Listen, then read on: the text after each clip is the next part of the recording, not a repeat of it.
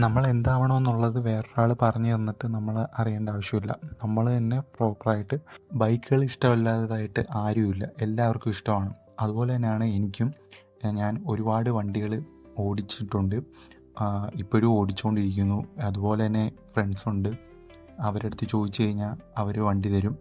അപ്പം നമുക്ക് ഇഷ്ടപ്പെടുന്ന കാര്യങ്ങൾ നമ്മൾ ചെയ്യാനായിട്ട് വേറൊരാളുടെ ഇതില്ല. നമ്മൾ നമ്മുടെ ഫ്രണ്ട്സിൻ്റെ അടുത്ത് ചോദിക്കുക, എടാ നിൻ്റെ വണ്ടി ഒന്ന് ഓടിച്ചോട്ടെ. അപ്പം അവൻ്റെ ഇത് ഇല്ലെങ്കിൽ വേണ്ട, നമുക്ക് ആ ഒരു ഇത് നമ്മൾ എത്തും.